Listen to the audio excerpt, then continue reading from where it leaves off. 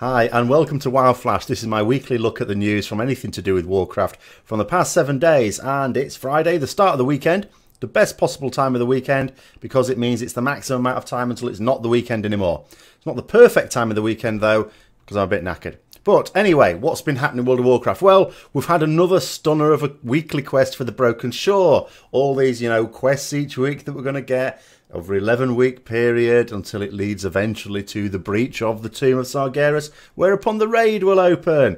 So what's this week's? Let's complete some world quests. Oh, you mean those things we were doing anyway? We've got a quest to do them. Great, great. I didn't think they could top the Centinax marks, but they have done. A quest which basically doesn't change your behaviour at all. Do some world quests. I really can't even imagine what next week's going to be. In fact, I'm going to have a little guess, a little sneaky guess.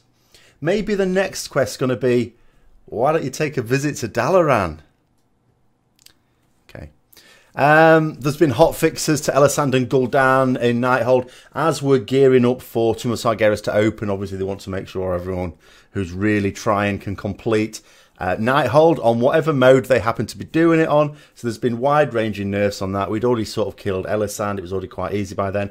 Gul'dan, you can really tell it's now pretty easy. I mean, we had our second night on him last night and we're almost into phase 3. The difficulty that was in that boss, that was clearly in that boss for the people who were doing it in a really timely manner, is completely bereft. It's gone now. You still have to do mechanics, of course. I'm not saying, oh, you'll just turn up and kill it. No, there's still mechanics, but you make the DPS checks so easy that there's no real pressure on it. It is just learning those mechanics and kill the boss. We really should be killing it on Monday. Unfortunately, just like yesterday, we do not have our best lineup. People have decided, oh, Mythic Gul'dan this week, great. Oh, by the way, I'm AFK. Annoying. But there you go. So we'll kill it next week. I mean, so that'll be nice and easy. But yeah, now is the time to push for that. Shareholder report has been released. They used to do this. Well, they always do this. They have to do this, I suppose, each quarter. Used to be the case you'd be able to find out how many subscribers there were in World of Warcraft. They've long since stopped that because people just use it as a stick to beat Blizzard with. So I sort of don't blame. I'm curious, like everyone is, but I don't blame them for doing that. But they have announced how many monthly subscribers for this quarter the whole of Activision Blizzard have. Apparently, it's 431 million. So, yeah, doing well. Profits are up. They've also said their in-game revenue, as they call it, is up 25%, largely on the strength of World of Warcraft, I suppose all the Legion stuff, so it must be doing pretty well, as well as Overwatch. Now, just to come to the World of Warcraft thing, it was sort of announced. They didn't make any official announcement. Like with Warlords of Draenor, it was sort of announced that there was about 10 million copies of Warlords of Draenor sold when the game first came out, when the expansion first came out. They didn't intend to sort of tell us how many, but someone did let slip. I believe it was Tom Chilton, but I could be wrong in that. But someone relatively senior at Blizzard did sort of let slip on the World of Warcraft team. They didn't give a number, but they sort of said it was in line with the number of sales of Warlords of Draenor. And given that we knew how many that was, we sort of inferred there were about 10 million copies of Legion sold. How many people keep coming back to it or not, I don't know. But it's probably a safe bet, a damn sight more than Warlords of Draenor. I know, as from Heels vs Babyface, anyone been watching his week in WoW again, has just put out a video. I haven't watched it yet, but I saw the title saying Legion is minorly better, just moderately better than Warlords of Draenor. Haven't watched it yet, so I'm not going to comment too much on it. But probably a little unfair. I think Legion is way ahead of Warlords of Draenor. How could it not be? It may not be to everyone's taste. There's certain aspects of it I don't like.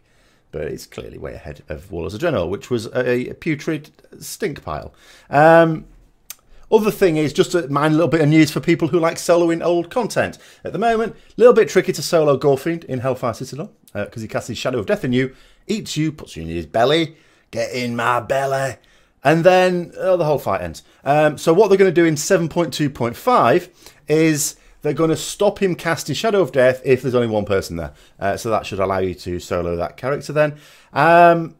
They've said there's no plans to change any of the Nighthold trinkets. So people are a bit concerned. They're looking at the Tomb of Sargeras trinkets and going, yeah, all right. but these Nighthold ones are still very tasty. I could get a good high item level of this. I think I'm still going to use my Nighthold trinkets. Obviously, Blizzard don't want that. They want you to look at the new trinkets in Tomb of Sargeras and go, oh, I must possess them. Shiny, shiny. There's every chance that they won't. So what Blizzard have said is there are no plans to change the trinkets in Nighthold. They have said that changes to those trinkets would be a last resort, you know, their last course of action. But it is possible if it's one of those things where they'll see how it goes. If it turns out that people are going to carry on using the Nighthold trinkets when they've got higher item level Tomb of Sargeras trinkets available, then they'll probably look at it. And much more likely, I would think, to change the Nighthold trinkets than to buff the Tomb of Sargeras trinkets, because you don't want to go too silly with them. Black Temple Time Walking was apparently available earlier this week. I missed that one out. Unfortunately, I wasn't able to try it because, one, it came out on a Wednesday, which is the main raid day, and two, it came out sort of afternoon time in America, which is when Europe is sort of, you know, not really available because, again, raid night. So I wasn't able to try that one myself.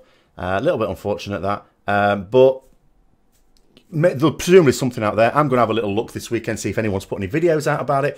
I'm quite interested in that one, especially after the little discussion we had on Tuesday about the future of time walking there. But I have no specific information on that. The other thing is Blizzard have swindled me again. I was on the PTR, quite interested in the gnome racing that was announced. I still don't know exactly what it is, but I sort of know what it isn't, and a little bit of what it is. What it isn't is us riding gnomes. We sort of knew that wasn't going to be the case. You can't really mount a gnome. It's not feasible. It would be like tortoise racing. It's, you know, with tortoise racing, of course, there's two reasons not to do that. One is it's cruel to the tortoise. We don't really mind cruelty to gnomes, but the other is it's just not practical. The second reason still stands even with gnomes. So then I was thinking, okay, so does that mean that we own them like in a stable? We have gnomes like greyhound racing, so we don't ride the gnomes directly, but we race them, we get them to chase something around a track, okay? Some poorly built explosives or something, and they run after them, and we put bets on them, which one will win and which one will fall and break its legs. It's not that either. Apparently we have to race as a gnome. This is quite distressing. So this is another piece of 7.25 content that I'm not going to be able to engage in. Little bit annoyed about that, Blizzard. You didn't quite... I'm not saying it's not clear. It was ambiguous, I grant you. You know, if you call it gnome racing, if you race as a gnome, it does sort of fit. I can't really complain. But did you have to do that? After all those tickets I've sent in as well, complaining about gnomes, you then go and do this. And the final piece of news is it's orphan time again. So if you fancy getting yourself a nice slave orphan, all you have to do is pick up the quest, get the whistle, but then don't complete the quest until like the last moment, until it's about to end. And then you get your little slave and you get to taunt it, you get to mount up and race around and have the little bastard chase after you. You can do all the cruelest things you can possibly imagine to do with an orphan. Just don't turn it in, otherwise it goes away forever. Unless you've got a load of alts, and then you can do it every day, I suppose. With different orphans. Isn't that nice? So there you go, there's the news for this week. I hope you've enjoyed it. If you have, don't forget to like, comment, subscribe and share for further content. And until next time, I'll see you later.